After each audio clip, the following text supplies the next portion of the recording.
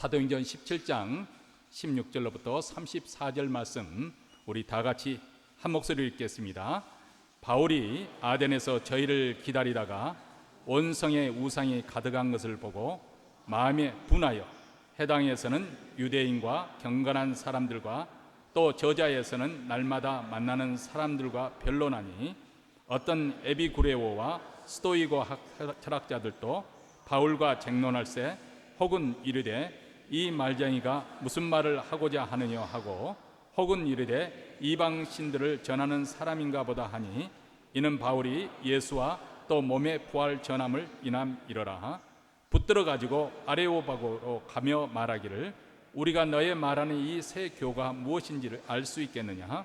내가 무슨 이상한 것을 우리 귀에 들려주니 그 무슨 뜻인지 알고자 하노라 하니 모든 아덴 사람과 거기서 나그네 된 애국인들이 가장 새로 되는 것을 말하고 듣는 것 외에 달리는 시간을 쓰지 않음이더라. 바울이 아레오바고 가운데 서서 말하되 아덴 사람들아 너희를 보니 범사의 종교성이 많도다. 내가 두루다니며 너희의 유하는 것들을 보다가 알지 못한 신의 기록하고 새긴 단도 보았으니 그런즉 너희가 알지 못하고 유하는 그것을 내가 너희에게 알게 하리라. 우주와 그 가운데 있는 만유를 지으신 신께서는 천지의 주제신이 손으로 지은 전에 계시지 아니하시고 또 무엇이 부족한 것처럼 사람의 손으로 섬김을 받으시는 것이 아니니 이는 만민에게 생명과 호흡과 만물을 친히 주시는 자이심이라. 인류의 모든 족속을 한 혈통으로 만드사 온 땅에 거하게 하시고 저희의 연대를 정하시며 거주의 경계를 하나셨으니 이는 사람으로 하나님을 혹 더듬어 찾아 발견케 하려 하심이로되 그는 우리 각 사람에게서 멀리 떠나 계시지 아니하도다. 우리가 그를 힘입어 살며 기동하며 있느니라. 너희 신 중에도 어떤 사람들의 말과 같이 우리가 그의 소생이라 하니 이와 같이 신의 소생이 되었은즉 신을 금이나 은이나 돌에다 사람의 기술과 관으로 새긴 것들과 같이 여길 것이 아니니라. 알지 못하던 시대에는 하나님이 허물지 아니하셨거니와 이제는 어디든지 사람을 다 명하사 해결하 하셨으니 이는 정하신 사람으로 하여금 천하를 공의로 심판할 날을 작정하시고 아예 저를 죽은 자 가운데서 다시 살리신 것으로 모든 사람에게 믿을 만한 증거를 주셨음이니라 하니라. 저희가 죽은 자의 부활을 듣고 혹은 기롱도 하고 혹은 이 일에 대하여 내 말을 다시 듣겠다 하니 이에 바울이 저희 가운데서 떠나매 몇 사람이 그를 친하여 믿으니 그중 아레오바고 가는 디오누시오와 다마라 하는 여자와 또 다른 사람들도 있었더라. 아멘. 1910년 세계적 물리학자인 호킹 박사는 미국 물리학자 레너드라는 분과 함께 쓴 책 그랜드 디자인 위대한 설계라는 책에서 현대 물리학은 우주 창조에서 신을 위한 자리를 남겨주지 않았다 이렇게 기록하였습니다. 한마디로 말해서 창조론을 부정한 것이지요. 현대 물리학으로 충분히 우주 기원을 설명할 수 있다는 것이겠습니다. 우주는 중력과 같은 물리학 법칙에 따라서 자연 발생적으로 이 우주가 탄생한 것이기 때문에 거기에는 창조주 역할이 필요 없다는 주장입니다. 당연히 이 책의 발표가 되어지니까 대개 보면은 또 신문 방송에서는 어떤 것을 사람들의 그 시선을 끌기 위해서 아주 자극적인 제목을 답니다. 그래서 그 책에서 하고 많은 그 책 내용 중에서 그 부분만 발췌해서 아마 타이틀을 달았겠죠. 그러니까 미국과 영국에는 종교계에서는 발끈해 가지고 기본도 갖추지 못한 논리적 개변이라고 그렇게 비난을 했고 또 무신론자인 과학자들은 또 여기에 대해서 옹호를 하는 발언들을 주고받았습니다. 전 세계에서 900만 부 이상 팔렸던 베스트셀러 시간의 역사라는 책을 출간했던 1988년만 하더라도 이 스티븐 호킹 박사가 신의 존재를 물론 그렇다고 해서 이분이 긍정적으로 적극적으로 그 존재를 인정하지도 않았지만은 그렇다고 해서 부정하지도 않았습니다. 시간의 역사에서도 그는 말하기를 인류가 완벽한 이론을 발견한다면 그건 인간 이생의 궁극적인 승리가 될 것이다. 그때 우리는 신의 마음을 알게 될 것이다. 이렇게 아리송한 말을 했습니다. 이 말은 인간의 이생이 궁극적으로 이 우주의 신비를 다 밝혀낼 것이고, 그렇게 되면 신이 더 이상 필요 없지 않느냐, 이런 것이 있었지만 그래도 그렇게까지는 아주 부정적으로 그렇게 말하지는 않았습니다. 그런데 위대한 설계 출간을 준비하는 과정 속에서 창조자의 존재를 적극적으로 부정하게 이른 것이죠. 호킹 박사가 이렇게 어조가 바뀐 까닭이 무엇일까? 신문 가디언은 이렇게 말했습니다. 호킹 박사가 지지하고 있는 M 이론, 우리는 M 이론이 뭔지도 모릅니다. 저도 설명해줘도 알 수가 없죠. 근데 하여간 그가 지지하고 있는 그 M 이론이 완벽한 그 이론이어서 우주 기원을 설명해 주게 되므로 더 이상 신이 필요 없다는 이런 자기 자신의 자신감으로 말미암아서 나온 반로에서 나온 것이라고 분석을 했습니다. 다시 말하면 이런 자신감이 그로 하여금 감히 하나님을 부정하는 교만의 자리에 서게 된 것이죠. 그런데 그가 지지하고 있는 그 자신감을 갖는 그 이론도 만물의 근원에서 그러면 설명을 해주느냐? 설명이 되지 않습니다. 아무리 쪼개어 만물의 최소 단위 입자를 새롭게 발견한다 할지라도 여전히 그렇다면 그 입자가 존재케 되는 근원이 무엇이냐 이렇게 질문을 하면 거기에 대한 근원적인 원인을 설명할 수 없게 되는 것이죠. 물론 설명할 수 없다 해서 그들이 자동적으로 그러면 창조론을 대안으로 믿느냐 하면은 그렇지는 않습니다. 그러나 적어도 아직까지는 만물의 근원이신 하나님께서 무에서 유를 창조하셨더니 창조론 위에는 우주 기원에 대해서 설명해 줄 다른 방법이 없는 셈이죠.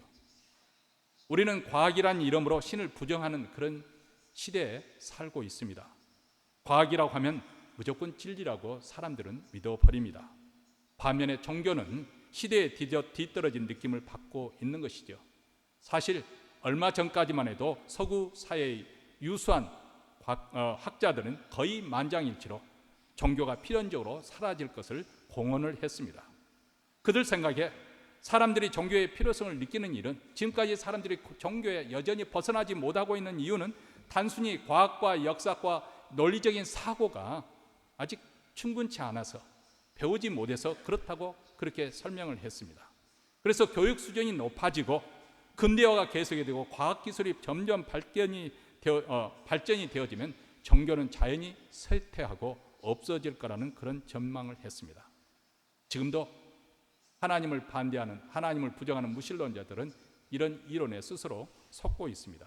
적어도 교육을 잘 받은 사람이라고 한다면 종교 생활을 하지 않을 것이다.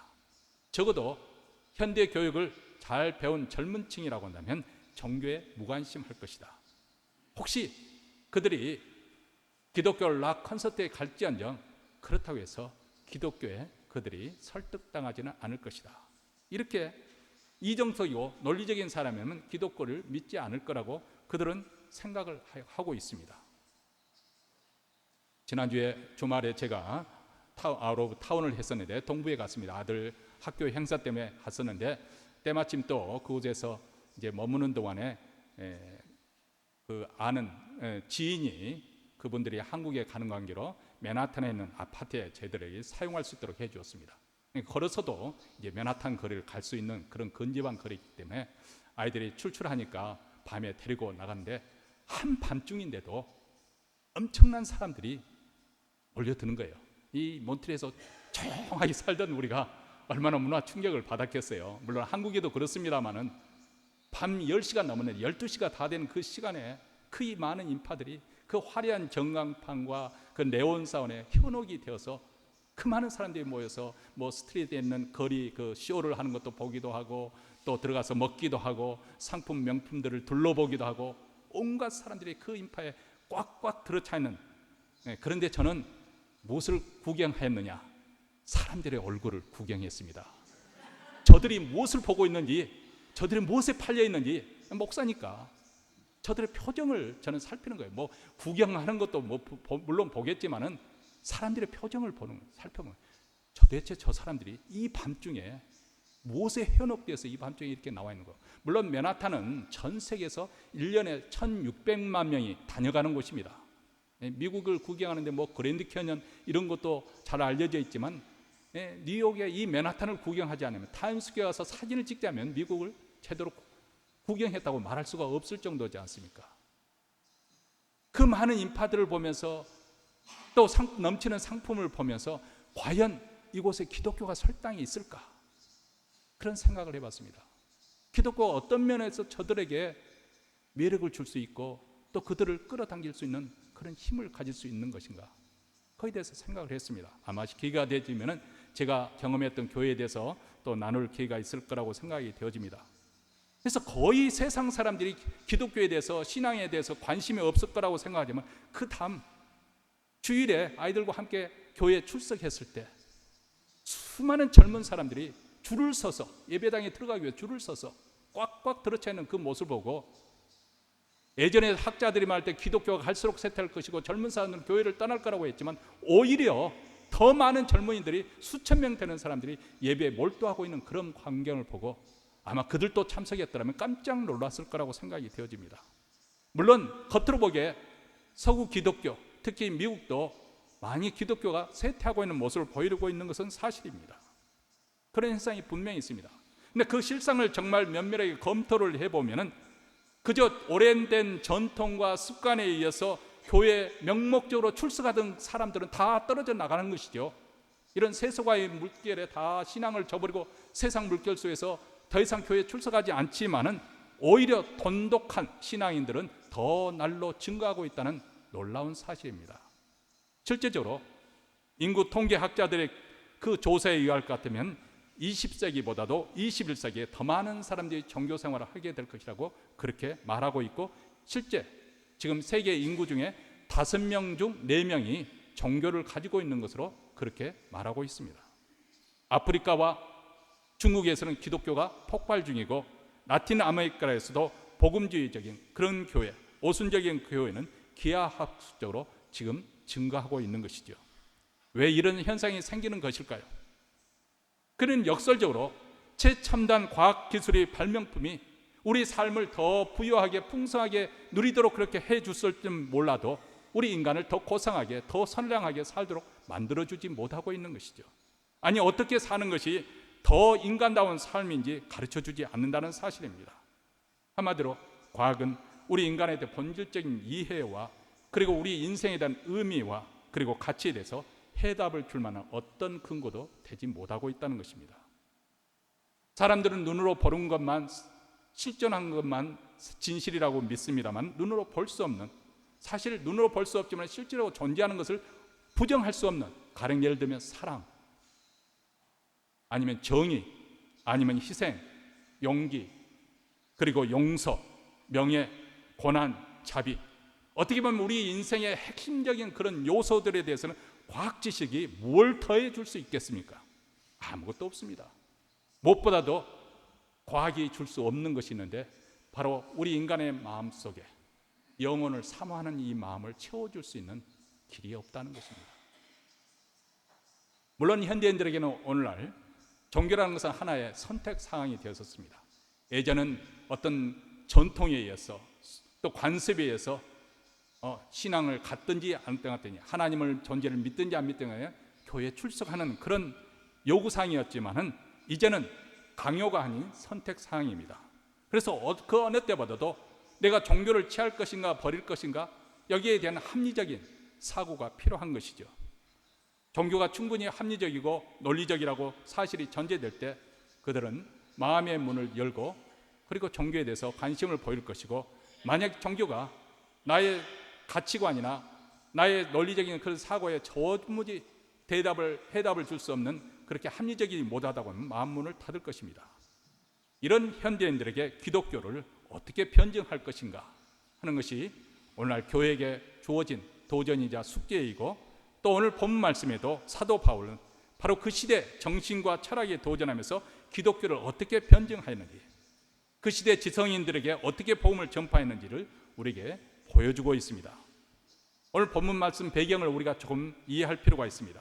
사도 바울의 일행이 제2차 세계 선교 여행 중에서 이제는 소아시아를 중심으로서 선교 여행했던 것을 밤에 한밤중에 마게도냐 사람이 건너와서 우리를 도우라는 그 환상을 보고 하나님의 부르심을 알고 유럽으로 건너가게 되지요. 그래서 거기서 빌립보, 데살로니가, 베레아를 거쳐서 마침내 마케도니아의 중심 도시인 아덴, 이 아테네에 도달하게 되었습니다. 이 아덴은 그 당시 헬라의 수도이기도 합니다. 당시 로마와 알렉산드라에 이어서 세계 3대 도시 중에 하나였습니다. 이 아덴을 가리켜서 헬라의 눈이라고도 하고, 그리고 모든 죄의 본고장이라고 그렇게 불릴 정도로 학문과 예술이 중심지입니다. 우리가 잘 아는 바와 같이 유명한 소크라테스와 아리스토텔레스, 그리고 플라톤들이 다 이곳에서 나왔습니다. 뿐만 아니죠, 아덴은 자유 시민 사회를 발전시킨 직접 민주주의의 그 발상지이기도 합니다. 그래서 그들은 스스로 자기 자신들이 아주 문명인이라고, 그리고 자기 나라가 문명국이라는 그런 자부심을 가지고 있었고, 다른 민족들을 미개인으로, 개화되지 못한 미개인으로 취급을 하고 무시를 했습니다. 자, 이렇게 유명하고 대단한 아덴 도시에 도착했을 때 팔레스타인 그 약소국 출신인 그 청년 바울의 눈에는 얼마나 눈이 희둥거려지고 마음이 위축되고, 또 한편으로는 선진국 헬라가 얼마나 부러웠겠습니까? 웅장한 그 파르테논 신전을 비롯해서 아크로폴리스, 그리고 각종 아름다운 그 대리석으로 만든 조각품을 볼 때, 야, 대단하구나, 이렇게 그를 압도했을 것입니다. 그런데 사도 바울은 그 가운데서 무엇을 주목하고 무엇을 보았을까요? 무슨 생각을 하였을까요? 16절 말씀입니다. 우리 다 같이 읽겠습니다. 16절, 바울이 아덴에서 저희를 기다리다가 온 성에 우상이 가득한 것을 보고 마음에 분하여. 바울은 온 성이 우상으로 가득한 것을 보았습니다. 당시 아덴에는 공식적인 우상만 하더라도 300개, 이런저런 신상을 만드는 무려 3만 개가 있었다고 합니다. 그 우상들과 신상들은 다 정교하고 아름다운 그 대리석 조각으로 만든 장식되어 있었습니다. 그런데 사람들은 그것은 아름다운 예술 작품으로 우상으로 봤을지 모르죠. 바울에는 이것들이 다 가증스러운 우상으로 봤다는 거예요. 그래서 그것을 보는 순간 마음속에서 분노가 치밀어 올랐다. 이 거룩하신 하나님을 알지 못하고 이처럼 가증한 우상으로 이 도시를 가득 채워놓다니. 그래서 마음속에 아덴 사람들의 영적 무지와 교만에 대해서 통분히 여기는 마음이 있었던 거죠. 참 하나님을 발견하지 못한 아덴 사람에 대한 상한 마음, 제약된 우상문화에 대한 영적 거룩한 분노입니다. 그래서 날마다 만나는 사람들을 붙들고 변론을 합니다. 도대체 저게 무엇입니까? 저 우상들은 말도 할 수 못하고 눈으로 볼 수도 없고 손으로 어떻게 움직이지도 못하는 저것을 신이라고 부르는 이것이 얼마나 어리석은 일입니까? 살아계신 하나님을 믿으시기 바랍니다. 천지를 지으신 창조주 하나님을 믿어야 된단 말입니다. 이렇게 아마 안타까운 마음으로 설득했을 것입니다. 근데 그때 설득할 때 두 부류의 학파를 만나게 되었죠. 유명한 에비구레오와 스토이고 철학자들을 만나게 되었는데, 여기서 에비구레오라는 것은 에피큐러스라고 알려지는 그 쾌락주의자들, 헤도니즘을 침봉하는 철학자들이고, 스토이고는 그 반면에 스토아 학파, 바로 금욕주의자들을 말합니다. 이들은 모두 다 인간의 행복, 궁극적인 행복에 이르기를 추구하는 철학자들입니다. 이 면에서는 공통지지만은 추구하는 방향에서는 서로 달랐습니다. 에피쿠로스 학파는 육체의 욕망을 극대화함으로써 행복에 이르고자 하는 것이었고, 반대로 스토아 학파는 육체의 욕구를 오히려 제한함을 통해서 행복에 이르고자 했습니다. 사실 하나님을 알지 못하는 세상 사람들은 둘 중에 하나로 기울어질 수밖에 없는 거죠. 하나는 말 그대로 이 세상의 전부이기 때문에 이 세상 쾌락을 위해서만, 극대한 쾌락이 자기의 선이고 자기의 복이고 자기의 그 행복에 이르는 길이라고 믿는 것이고, 또 다른 사람은 오히려 더 과학적인 금욕을 통해서 어떤 행복을 얻고자, 마음의 평안을 얻고자 그렇게 하는 것이죠. 근데 이 둘 다 하나님 없이 인간의 힘과 노력으로만 행복을 추구하는 길이기 때문에 그 한계가 있을 수밖에 없습니다. 이미 죄로 말미암아 타락한 인간, 그 자천에서 아무리 몸부분을 써도 스스로 자기 자신을 구원할 수도 없고, 어떻게 진정한 그런 구원이 없는 가운데 진정한 행복에 이를 수가 있겠습니까? 우리 인간은 창조주 하나님께서 지으신 하나님의 피조물이기 때문에 반드시 하나님께로 돌아가야 합니다. 만물의 근원이신 하나님께 돌아가며 하나님을 만나고 하나님께서 제시한 구원의 길을 믿어야만이 바로 인생의 근본 문제를 해결함을 얻을 수가 있는 것이고, 또 구원이 그들에게 주어지는 것이고 참된 행복에 이를 수가 있는 것이죠. 구원이란 무엇이냐? 바로 만물의 근원이신 그 하나님, 창조주 하나님과 만남, 그 만남을 통한 관계의 회복, 그 하나님과의 그 결합을 의미하는 것입니다. 그래서 사도 바울은 그들에게 유일하신 창조주 하나님을 믿도록 그렇게 역설을 합니다. 24절과 25절 말씀입니다. 한 목소리에 또 읽습니다.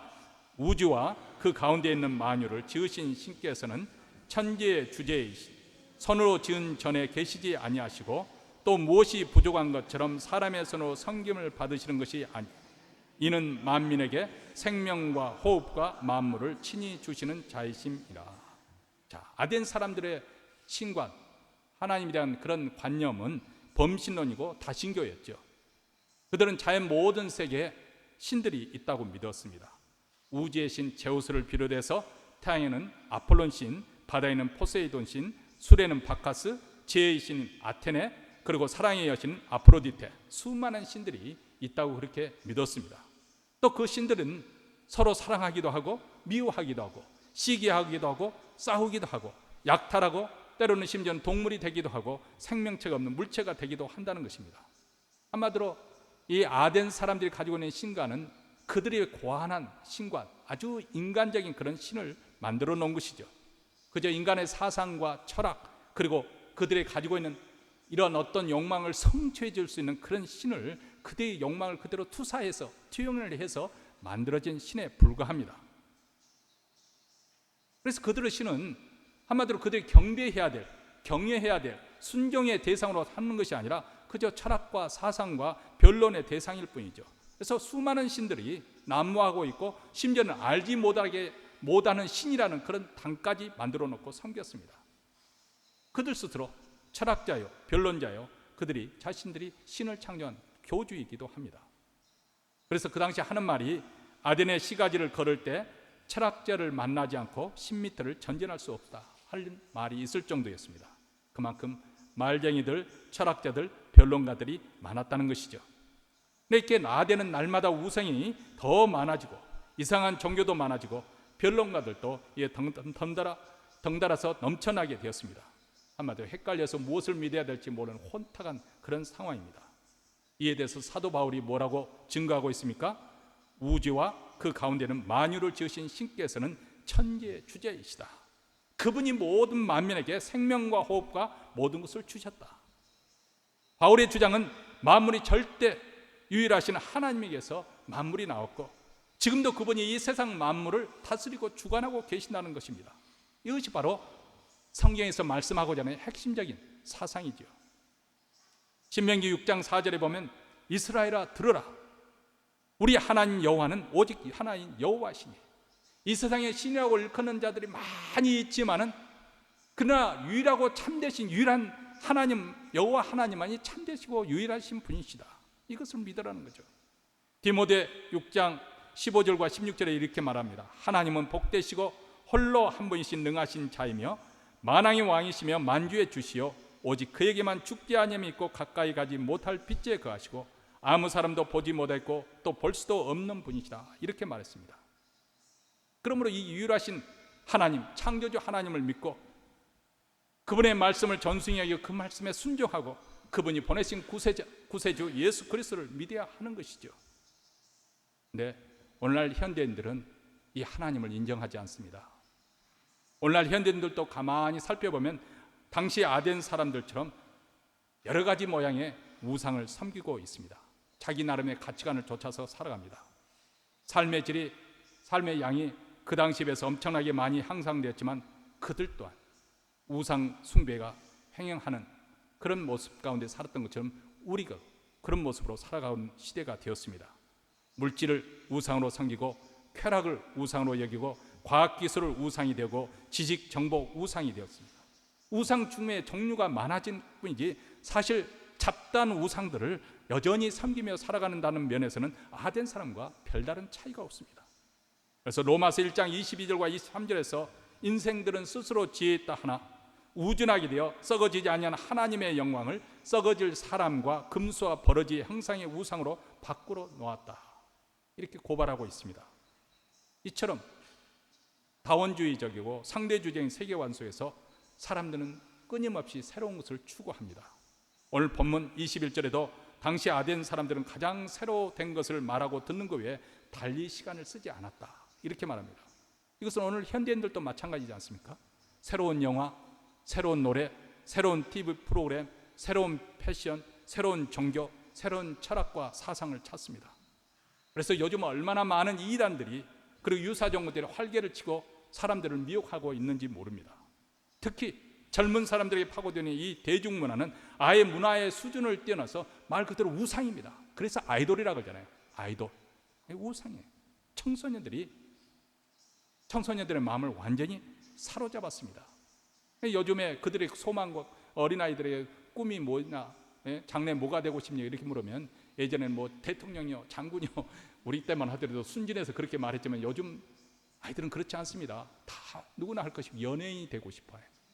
연예인이 되면은 뭐 대통령 이름을 몰라도 연예인 이름은 알고, 가수 이름은 알고, 그리고 그렇게 인기를 얻으면 명예뿐만 아니라 뭐 대통령 못지않게 그런 대접을 받고 열렬하게 환영을 받잖아요. 그런데다가 돈을 얼마나 많이 벌어들이는지 모릅니다. 그래서 그 세계적인 연예인들은 말 그대로 자기 자신이 대기업이나 마찬가지예요.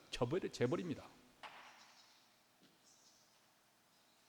오늘날 매스미디어와 인터넷 발달해서 현대에는 이 문화라는 것이 안방 깊숙이까지 침투해 들어와 있습니다. 많은 사람들이 환경 오염으로 염려를 많이 했지만 그보다 더 심각한 것은 문화 오염 현상에 대해서 우리가 주목할 필요가 있습니다. 사실 이 문화라는 것이 그렇습니다. 아무리 제약된 것도 그 위에다 문화라고 말만 포장해 놓으면 아주 그럴싸하게 합리화가 되는 경우가 얼마나 많습니까? 사람들은 말하죠. 신세대 문화, 페미니즘 문화, 동성애 문화, 인터넷 문화, 동거 문화, 이런 식으로 그들은 문화의 한 그 흐름으로 포장을 합니다. 여기는 어떤 이 가치관도 인정하지 않고 아예 죄의식조차 느끼지 않습니다. 근데 이 모든 문제의 뿌리 근원을 보면 사람들 마음속에 하나님을 인정하지 않기 때문에, 창조주 하나님을 인정하기 때문에부터 출발한다는 것이죠. 우주와 그 가운데 계신 만유를 지으신 절대적인 하나님을 믿지 않아서 이런 사상과 철학과 종교와 그리고 모든 그 문화적인 쓰레기가 사람들의 마음을 사로잡고 있다는 것입니다. 하나님이 계시할 자리에 물질과 쾌락과 인기 연예 스타들이 우상처럼 군림하고 이 시대의 타락을 조장해 가고 있습니다. 사도 바울이 오늘 말씀 27절과 28절에서 이렇게 말합니다. 그는 우리 각 사람에게서 멀리 떠나 계시지 아니하도다. 우리가 그를 힘입어 살며 기동하며 있느니라. 우리가 그의 소생이라, 이렇게 말합니다. 다시 말해 하나님으로 말미암아 우리가 처음 지음을 받은 하나님의 자녀들이 우리입니다. 우리는 그분의 소생입니다. 하나님께서 우리 가까이 계셔서 생명을 주시고 호흡을 주셨기 때문에 우리가 지금도 기동하며 살아가고 있다는 것입니다. 그렇다면 우리가 어떻게 해야 될 것인가? 이어서 30절과 31절에 이렇게 말씀합니다. 우리 다 같이 읽겠습니다. 알지 못하던 시대에는 하나님이 허물지 아니하셨거니와 이제는 언제든지 사람을 다 명하사 해결하라 하셨으니 이는 정하신 사람으로 하여금 천하를 공의로 심판할 날을 작정하시고 이에 저를 죽은 자 가운데 달리 살리신 것으로 모든 사람에게 믿을 만한 증거를 주셨음이냐 하니라. 자, 이전에는 하나님을 알지 못했기 때문에, 그래서 우리 조상들도 이른 새벽에 일어나서 어머니들이 그 우물가에 정한 물을 떠다가 장독대에 올려놓고 비나이고 정성을 들였습니다. 가족의 성공을 위해서, 안녕을 위해서, 행복을 위해서, 제발 애구는 그냥 넘어가도록 하기 위해서 그렇게 부렸습니다. 또 할 수만 있다면 국급 푸닥거리를 하고, 정말 그때는 거짓 우상을 섬기고 무지막지하게 행했을 때가 어쩔 수 없었던 그런 시대가 있었습니다. 그러나 이제는 하나님의 아들인 예수 그리스도께서 이 땅에 오셨고 그분이 우리 죄를 위해 십자가에 죽으시고 부활하시고 승천하셨습니다. 이제는 그 예수 그리스도를 믿음으로 말하면 하나님께 돌아와야 된다. 이 회개라는 것은 돌아선다는 것을 의미하거든요. 더 이상 죄를 위해서, 세상을 위해서 사는 것이 아니라 참 창조주 되시는 이 하나님을 믿는 그 신앙으로 돌아와야 된다는 것입니다. 아덴 사람들처럼 뭐 새로운 것이 없는가, 끊임없이 새로운 재미와 새로운 지적 유희와 그리고 새로운 쾌락을 위해서 방황할 것이 아니고 회개하고 하나님께 돌아와서 하나님 안에서 진정한 기쁨과 그리고 행복과 임상의 참다운 목적과 방향을 발견해야 된다는 것이죠. 그렇다면 여기서 아마 여러분들이 질문할 거 있어요. 이 목사님, 저희는 이미 예수를 믿는 사람이고 하나님께서 이 우주 만물을 만드신 것을 다 알고 신앙생활을 하는 사람들인데 오늘 메시지가 나하고 무슨 상관이 있겠습니까? 왜 우리가 복음을 다시 들어야 하는 것일까요? 사실 지금 연휴를 맞이해서 많은 사람들이 여행 중이고요, 또 많은 사람들이 또 이런 풍요로운 물질 풍요소에 살 것입니다. 우리 권사님들도 사실 은퇴한 다음에 낙이 뭐 새로운 것이 뭐가 있겠어요, 그렇죠? 예, 뭐 시간을 이렇게 어떻게 보내야 될 것인가 많은 고민을 하면서 살면서 또 그래도 눈을 즐겁게 할 수 있는 뭐 TV 프로그램, 연속 작업을 그래서 좋아하지 않습니까? 아니면 음식점에 무슨 음식이 뭐 어느 음식점에 하는데 맛있다더라, 그럼 귀가 굉장히 쫑긋하고 관심이 가지는 거죠. 자, 그런 시대에 우리가 살고 있습니다. 제가 갔던 그 맨하탄 브로드웨이, 그 타임스퀘어를 비롯해 그 브로드웨이에 가면은 많은 젊은들이 흥청청거리면서 그곳에 모여들지 않습니까? 그곳에 세계 유명한 백화점은 다 들어와 있고 또 매일 쇼들이 쇼를 하고 있고 유명한 영화관도 많이 있습니다. 그러고 보니까 거기 가서도 한 번도 쇼를 못 본 게 좀 아쉬운 생각이 드는데 말이죠. 어쨌든 그 수많은 인파 속에 자칫하면 우리는 그런 길 인파 속에 우리가 신앙생활한 것이 굉장히 낙오된 것처럼, 세상과 유리된 것처럼, 저 사람들이 가고 있는 길을 나는 후퇴한 것처럼, 혹시 내가 그렇게 시대에 뒤지고 사는 것이 아닌가? 내가 믿고 있는 예수 그리스도, 내가 믿고 있는 신앙생활이 아주 초라하게 느껴질 수가 있다, 그 말이죠. 저는 오늘 여기에 여러분에게 도전을 드리고 싶은 것이죠. 여러분, 브로드웨이가 뭐예요? 그대로 해석하면은 오늘날은 하이웨이라고 이름을 지었을 텐데 그 당시에는 가장 넓은 길이죠. 넓은 길, 브로드웨이, 말 그대로 넓은 길이에요. 근데 넓은 길 그러면 뭐가 생각이 납니까? 예수님께서 문이 크고 넓은 길에는 많은 사람들이 간다는 거예요. 왜냐하면 그 길은 편하니까. 근데 그 끝을 무엇이 기다리고 있다고요? 멸망이 기다리고 있다는 것입니다. 그래서 예수님께서 우리에게 말씀하시기를, 내가 이런 시대의 거대한 졸음 속에 나는 후퇴한 것 같고 뒤진 것 같고 낙오된 것 같지만은 우리가 가고 있는 좁고 협착한 그 문을 통해서 좁고 협착한 그 길을 가는 그 길이 바로 생명으로 인도하는 길이라는 것을 저는 말씀드리고 싶은 거예요. 다수의 사람들이 다 그쪽 길로 가고 흥청망청 살고 멋있게 인생을 사는 것 같지만 그 끝은 결국 어디라고 말씀합니까? 멸망이라는 거예요. 하나님의 심판에 이르게 된다는 것입니다. 그러나 신앙을 지키고 자기 위치를 지키고 하나님을 향해서 그 믿음을 지키는 사람들, 그 길이 비록 좁고 협착한 길이지만 그 끝은 생명에 이르게 된다는 것입니다. 사실 사도 바울이 아덴에서 한 사역에는 큰 열매가 맺힌 것 같지는 않습니다. 다른 지역, 이전에 했던 지역 그 빌립보나 데살로니가, 베레아 도시만큼 사역의 열매가 풍성하지는 않았던 것 같습니다. 왜 그랬을까? 아마 아덴 사람이 그만큼 교만하지 않았을까? 자기 생각과 주장이 강했고 자기 나름대로 자기 문화에 대한, 학문에 대한 자부심이 강했던 것 같습니다. 이것은 마치 예수님께서 씨 뿌리는 비유 가운데 길 위에 떨어진 씨와 같습니다. 사람들이 많이 다녀서 그 길이 반질반질해져 가지고 씨가 떨어졌지만은 그 씨에 뿌리를 내릴 수가 없는 거죠. 그래서 공중에 나는 씨가 다 쪼아 먹어버리고 말았습니다. 다시 말하면 그들의 마음도 그런 지적인 교만으로 인해서 문화 우월 속에 쩔어 있기 때문에 하나님의 말씀을 들어도 그 말씀이 그 심령에 들어갈 수가 없었던 것이지 않을까, 그런 생각을 해봅니다. 그런데 놀랍게도 복음의 역사에 놀라운 신비한 부분이 이런 부분이에요. 34절을 보면 그런 가운데서도 몇몇 사람들이 복음을 받아들이는 그런 성령의 역사가 있었습니다. 몇 사람이 그를 가까이 믿으니 그 중에는 아레오바고 관리 디오누시오와 다말이라 하는 여자와 또 다른 사람들도 있더라. 이 사람들이 바로 아덴의 희망의 불씨입니다. 아덴 도시가 전체 변화되기 위해서 물론 수천 사람이 하루아침에 예수를 믿었으면 참 좋겠지만 하나님의 역사는 꼭 그렇게만 되어지는 것이 아닌 것 같습니다. 처음 몇 사람, 헌신된 몇 사람, 한 나라가 변화되고 한 민족이 변화되고 한 도시가 변화되고 한 그 직장과 지역사회가 변화되는 것은 언제나 소수의 몇 사람으로부터 시작합니다.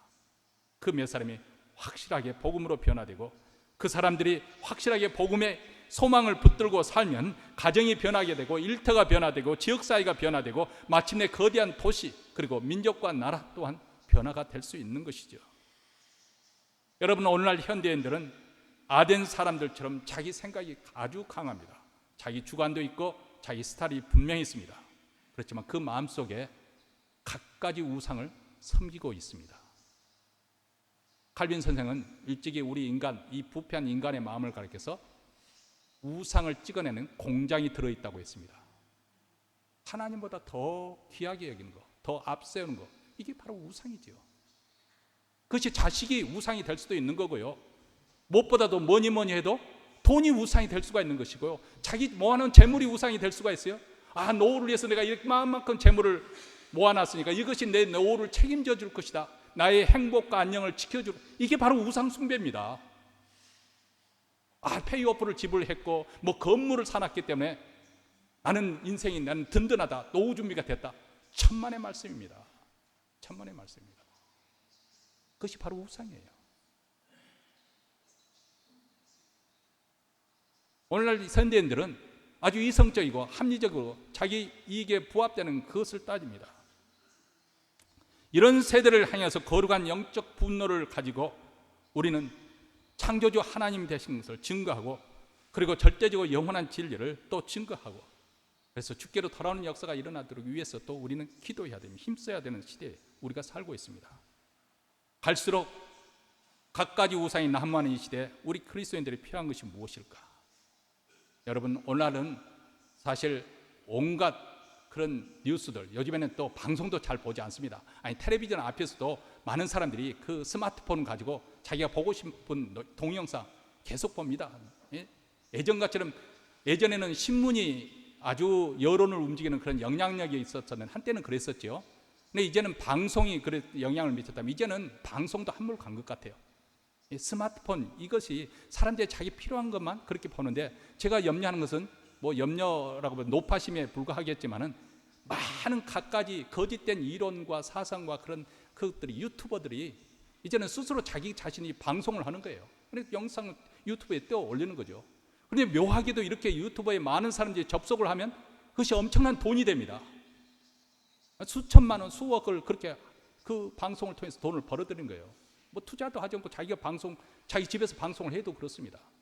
그래서 온갖 거짓된 그런 이론과 또 가르침과 사설들이 난무하고 있는 그런 상황 속에서 지혜롭게 그 가운데서 우리가 정말 필요한 진리를 발견하는 건 쉽지가 않은 일이죠.